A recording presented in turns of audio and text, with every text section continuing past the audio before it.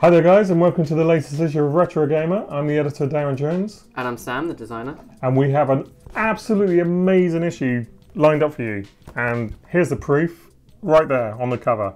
N64. You would have had the N64. What do you think of it? What did you like about it? I remember playing Super Smash Brothers on it. That was my first. That was my first memory of it. Did you play GoldenEye? I have to be honest, I didn't. But not to start with. I've played it since. But fun memories of the machine. Yeah, it's the multiplayer stuff that I remember most. The Smash Brothers, Diddy Kong Racing, all those sorts of games. That's the thing, though. I meing, the whole thing with this cover is we wanted something which was like classy, and there's a thing that goes around with the N64 that while it doesn't have a huge library of games, it's got a lot of quality games, which I think they still hold up today. So we wanted to get that across. And with the actual feature, it's a big, huge list feature with lots of developer content, lots of great games. Yeah, I don't think there's anything we haven't covered. No stone has been left unturned to bring you the ultimate in N64 guides. Okay then, so this game is quite special to me because So you said. When I started working at 15, very, very long time ago now, but I brought a Master System from a club book, and this was one of the first games I bought for it, and it's absolutely fantastic. And it's kind of like a Metroid-like game in that the idea would be that you start off as a dragon, and then you'll see areas which you can't move to until you become a different animal, and you can morph into all these different animals. And basically, a French publisher is bringing the game back, and they're doing a HD update. You can't see it here, but when it's moving, it looks. Did you get to see the actual video of it? Yeah, no, I've seen it. It looks amazing. It's a stunning looking game, isn't it? So I don't think they're going to add a lot to the game in terms of new mechanics and that, but in terms of being a good update of a classic Master System game, it's something to be excited about. So we got some cool retro stuff this month. The visual compendium has been redone. It's now got an insane amount of pages. Really nice Streets of Rage vinyl from dated discs. Looking forward to the Outrun one. I am looking forward to the Outrun one, especially the green disc. Yeah, it looks pretty cool. It's mint green, isn't it? Yeah, mint green. Yeah. And you've got another racing themed vinyl on the way, haven't you? Yeah, Drift Stage that was kickstarted about a year and a half ago now, and they've started doing 7-inch shaped vinyls in the shape of the cars with nice. The soundtrack on. The soundtracks, because the soundtrack's it's inspired by like Outrun and it's very like inspired by Outrun. Yeah. Back to the 90s. We're now in August '99, so it's actually coming to an end. But do not worry, guys, because we have got something awesome planned to replace it. And so yeah, this is a big feature. So have you seen the video with the N64 Kid? I've seen it now, yeah. I missed that when I was younger, but basically, quite a while ago, this guy, it was one of the first big video game viral videos, and he's a little kid, and he's unwrapping an N64, and he's like, Nintendo 64. It's just absolutely brilliant. It sums up the love that a lot of people have for the actual, yeah, exactly, the sheer joy you get from owning a Nintendo product. So we managed to get an interview with him. He's actually a director now, and so we've chatted to him, but we've also chatted to loads, mainly Rare alumni, because they made so many good games for the actual system. But we've kind of covered everything, haven't we, Sam? So yeah, and there's the multiplayer stuff, which is, yeah, that's what I remember about it. Well, what did you think about the controller? Because it kind of divides a lot of people. I mean, if I'm honest, I'm not the biggest fan of it, but at the time it was pretty innovative. Yeah, what I liked about it, I think as well, depending on the size of your hands, if you've got small hands, you tended to struggle with it because it was a bit more difficult. Yeah. But I just like the way that you could obviously hold it like this. Obviously, if you wanted analog control, you'd use these two prongs. Yeah, the different ways of holding it. And yeah, I like it. It's not incredible, but it's, like you said, it was very innovative, and I found it quite comfy to hold. So yeah. I'm a big fan of the N64.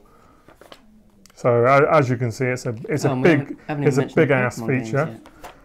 Pokemon. I love Pokemon Snap, and it's not just because it's the closest that you can get to bird watching on the N64. But it's just a great game because you've got your little camera and all the Pokemon, and you're trying to get them to do things, and the more times you go through, you can get things like apples, and you can throw the apples out to try and get them to do interesting stuff, and then take a photo, and then you'll get rated on like how well the composition is, whether it's doing an action shot. Yeah. And people just forget how much Pokemon stuff was on the actual system, but it did have some great games, particularly Stadium, which was some really good. Got to be Stadium for me. It's a really good selection of mini games. Yeah, so we've covered. I mean, we've even looked at the games which was due to start on the N64 and eventually ended up on the GameCube. And so again, it's the N64's legacy because it's just a great system. Now here's something I'm guessing you probably haven't played before. A game and a system that are older than I am. Combat, brilliant. I always used to remember going around to my mates after during school break actually, ding pointing, and we just sit there. It would literally take us about 25 minutes to get to his house and get back. So we had about 5 minutes to play this, but it was worth it. And it's just a really good game. You've effectively got the two tanks and you're trying to take each other down. It's only a multiplayer game, but it plays brilliantly well, and we've obviously got an interview with the guy who created it. And it gives some good insight into the actual creation of the Atari 2600 too. Now you've got a lot of love for this feature, haven't you? Because you spent ages tweaking it, I did enjoy making this feature, yeah. So again, when you put stuff together like this, where'd you get the inspiration? It's just fun to have loads of little sort of different little characters and sprites to play with. Because you've got pretty much all the events. Yeah, I wanted to get all the events in there. Even if I can't get past the first couple of events, I wanted to get all the events in there. We had a games night a few months ago at my house, and we were playing it on my arcade machine. And oh my god, Drew was absolutely hammering the buttons like this, absolutely smashing it. But I mean, we have this saying on Retro Gamer that sprites make everything right. So that's why you always see loads of sprites in the magazine, because they just look amazing. Now this is quite cool. This is a YouTuber. She's an up and coming YouTuber called Kim Justice. She's been doing lots of really cool stuff. You can find her on YouTube. Good bass player. Yeah, great. Yeah, because she's done the Outrun soundtrack, hasn't she? She did Was it Magical Sound Shower? Yeah, I think it was Magical Sound Shower. Yeah. So check that out. Yeah, look at that. But yeah, and she's basically done this Minority Report, covered some really great Spectrum games. Some of them I'm aware of, some of them I've never heard of. And we have this litmus test at work called the Nick Factor. And generally, whenever we do a Minority Report, we'll ask Nick, because Nick's knowledge of obscure stuff is ridiculous, and you'll ask him, have you heard of these games? And obviously the more he hasn't heard, odds are they're going to make for a really good Minority Report. Moving on, this is kind of a bit of foreshadowing here, isn't there, for our Sonic, for our big Sonic extravaganza we've got planned for next issue. But this is basically Sonic the Hedgehog was obviously, it was a huge deal, wasn't it? I mean, everyone's played it in some form, whether it's on the original Mega Drive or iOS or whatever. And because he was so popular for Sega, pretty much every other developer was like, hey, I know, we should make a platformer and we should put like a spunky, cool, cocksure mascot who's got like attitude and he's really cool. And there was lots of games, and some of them were good and some of them were bad and some of them were shit. And but this one was actually really cool. It was originally on the Amiga, and you're basically playing as a guy called Cool Coyote. But it's been put together by Andrew Braybrook, who he was a legend on the Commodore 64. Pretty much he didn't know how to make bad games, and he continued that with the Amiga, and this was one of his most notable original games. Have you seen Alien 3? I've heard it's not worth watching. Have you not seen it? No, I've seen the originals. I never went as far as 3. I like it. It gets a lot of crap, but the actual game is pucker. It's really, really good. And the reason for that is because they kind of ignored the actual film, because I'm guessing, I mean, it's okay now in obviously modern day where you can have alien isolation and you can have like a single alien stalking you with no weapons, but that was unthinkable in the 90s. And they quickly realised that, here's a game, here's a film where the lead character hasn't got guns. We're trying to make a video game. How do we do that? So the easiest way was to just ignore the film and just fill it with guns and have them lots of shooting and stuff. I'm going to go on record to say that the SNES version is the best version. You just have to deal with that. The Amiga ones are good. The arcade one is decent. Even the Game Boy one is cool. But if you want real alien-free perfection, you go with the Amiga or you go home. Oh, it's the Cookie Monster. Right, so you've actually got the videos. I have, you? yeah. You've been given the video, yeah. You've been given because this is obviously again from my period, but it's a really good Spectrum game, and one of the things that's quite noticeable about it is you had these absolutely gigantic, massive sprites. There's hardly any color clash that you would get on the Spectrum at the time, or a tribute clash as it was known, and it's just a really, really good adventure game. It's a good looking Spectrum game. And pinball. Do you play much pinball in any of its shapes or forms? Who hasn't played pinball? It's been interesting because I've always loved pinball tables because to me they're very much like shoot 'em ups. It's all about getting the highest possible score and perfecting, becoming one with the game and all the rest. And so I see a lot of parallels, and we've been looking at doing this feature for ages, and we've been getting more and more people. We've got like Bill Budge, who made some of the most important pinball games in the 8-bit period. We've got Andreas Axelsson, who was responsible for games like Pinball Dreams. And we've also spoken to guys who make Zen Pinball and Pinball Arcade. Zen Pinball are like just made up tables based around licenses, which are really, really well designed, whereas Pinball Arcade takes original pinball tables from back in the day and basically makes virtual versions of them, and they are really, really close to owning the real thing, apart from the whole shunting the table and the physical aspect. So yeah, I found this feature really interesting, just to see the evolution of pinball and see where it started on the Atari, to see some of the new exciting ones like Inks. I remember playing Pokemon Pinball on the Game Boy. I remember Kirby Pinball. That's a great game. Big Five Software. Now, this is quite an interesting company because they haven't had a lot of notable games, but one of the games they did make basically influenced Manic Miner. So it's a company. It's a story that's worth telling, but it's quite an insular one because they just didn't have a huge library. But the games they made, some of them were very, very important indeed. Final Fight. This is a good game, and again, another classic example of sprites make everything right. Look how good that is. Just kicking Andre the Giant in the face with a foot. Brilliant.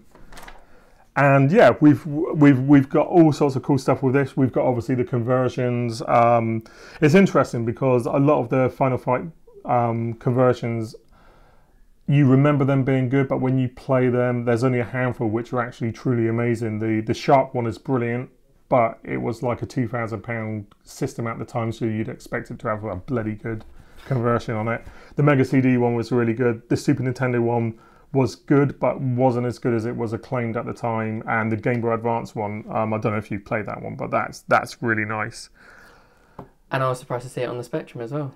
Yeah, well, we've actually got the guy who made the Spectrum version, and it's quite fascinating how they actually made the process. And we've also got the guy who made the Amiga one, and the Amiga one wasn't massively well received, and the interview kind of explains why that happened. So that's quite an interesting story. So Hardware Heaven is on the PlayStation, obviously a massively important console, and we thought we put it in because it nicely mirrors the N64, which was out at the same time.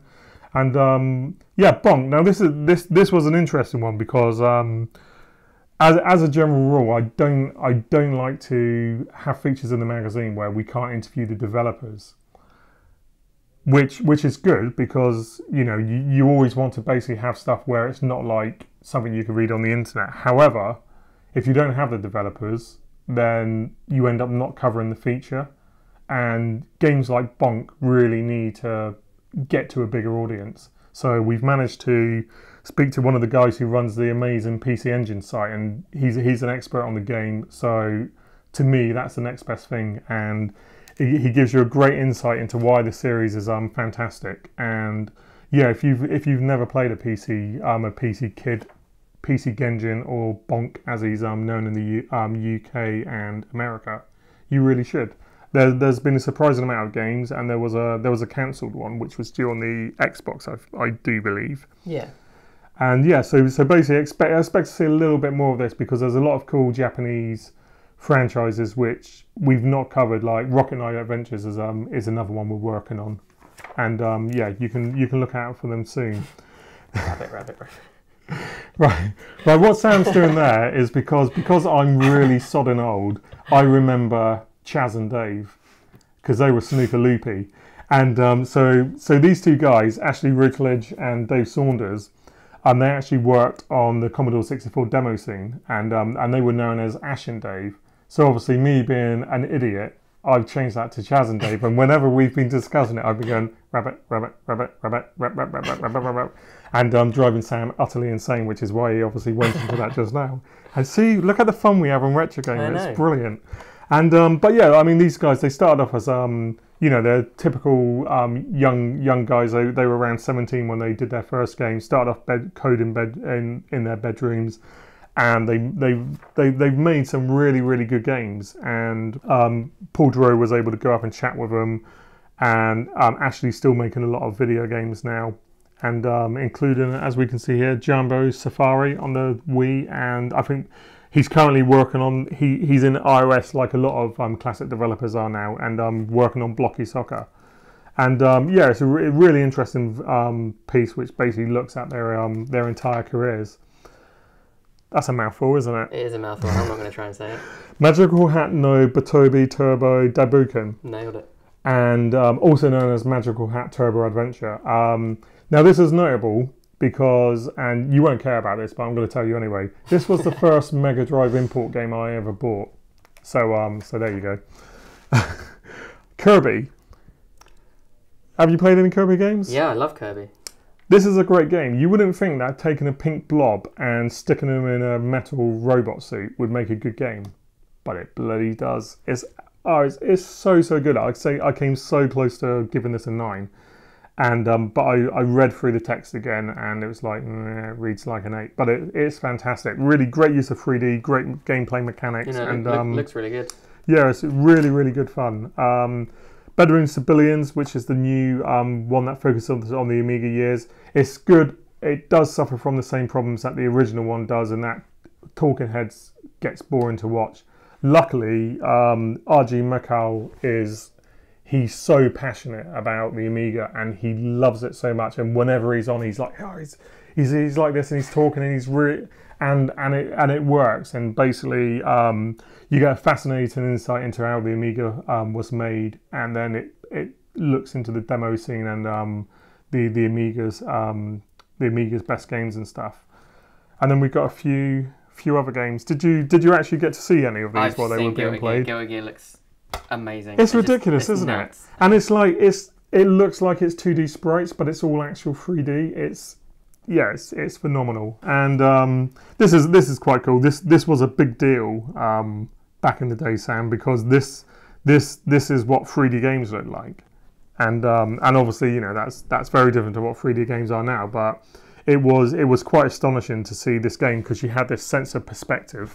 And I believe that this has been converted to the Atari 8-bit, which it never came out on originally. It started off as a Spectrum game, Night Law, brilliant game. I was going to say, yes, basically Night Law. And we got the letters page. I think it's worth mentioning. Oh, yeah. So basically, obviously, what was it? It was Nintendo announced a new Pokemon or something? Yeah, so every now and then a Pokemon from the new generation from Sun and Moon sort of gets leaked or put out there. So Nick thought he'd have a go at designing his own Pokemon for the new generation. So what is it? Clock out and watch it? Yeah, watch it and clock out. And basically he drew these really terrible sketches. He put them up on Twitter, and then one of our readers just basically drew these really cool versions of them, which you can see there. So there you go. So that's pretty cool. Is it too late to put them in the new Pokemon games? Probably. We should have sent to the Nintendo for it, because to be fair, I mean, you do look at some of them, it looks like they've just like, well, there's a crisp packet and there's a boot, and we'll just stick them together. Than a square bug. Hey, it's a Pokemon. So, next month, March of the Mascots, it's back. You thought we'd forgotten about it, but we hadn't. Look out for an amazing Sonic feature. In fact, maybe 2 Sonic features. That's how good it's going to be. 2 Sonic features? 2 Sonic features. I mean, can you imagine that, Sam? Not 1, but 2. That's a lot of Sonic. And it's interesting as well, because that, once again, ties into the fact that Sonic 2 is the best Sonic game.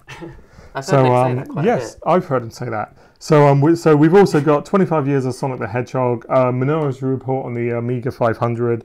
We've got a look at Delphine Software, which was a really cool French developer and publisher. Fur Fighters, Star Wars Episode 1 Racer, which was a great N64 game.